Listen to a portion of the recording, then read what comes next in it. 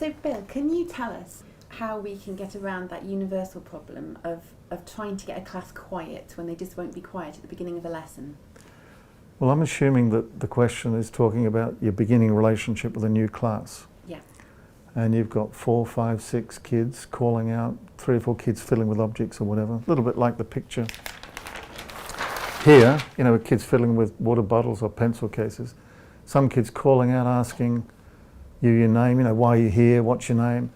And when you've got that much fractious noise, the big challenge for the teacher is to get that sense of calming and focus so they can begin the day.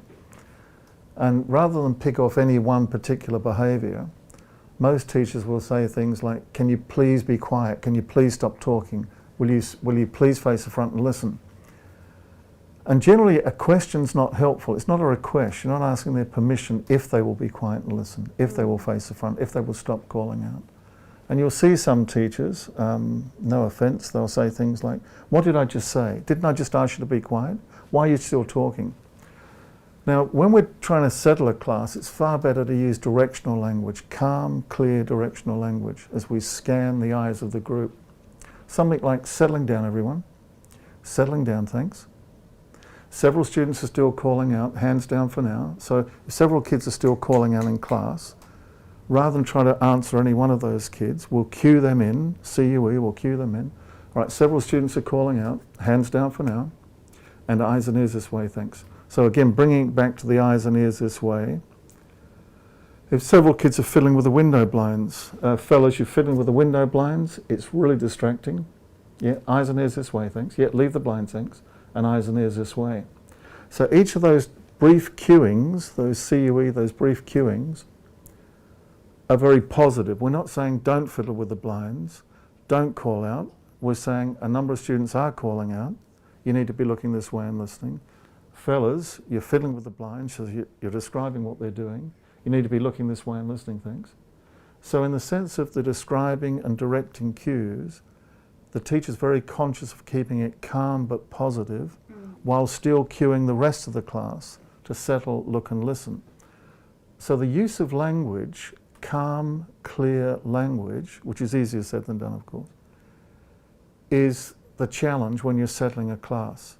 But not to try to pick off any one student or 3 or 4 students. If 4 or 5 kids were fiddling with objects like, you know, water bottles, pencil cases, key rings or whatever, rather than say, you shouldn't be playing with those things, or why are you fiddling with a pencil case, or why are you being silly with a water bottle, which are always pointless questions. We would say to the whole class, a number of students are fiddling with objects. Not all, because it's not all. A number of students are fiddling with objects. It is really distracting. Eyes and ears this way, thanks. So again, the brief descriptive cue, a number of students are, and the strong directional cue, you need to be. And as the teacher's doing those brief cues, those little nip and tuck cues, as it were, trying to find that little break in the kinesthetic traffic, as the class starts to settle down, commensurate with the teacher's calmness, the teacher will then and only then say, thank you, you're much more relaxed now, good morning. I won't even say good morning to a really restless class until I feel their returned calmness to me.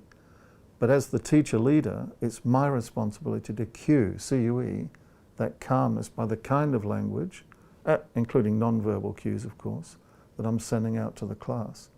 And the underlying theme of that is the ability to convey calmness on the one hand, confident calmness, not cocky or arrogant calmness, and the ability to use language in a positive way.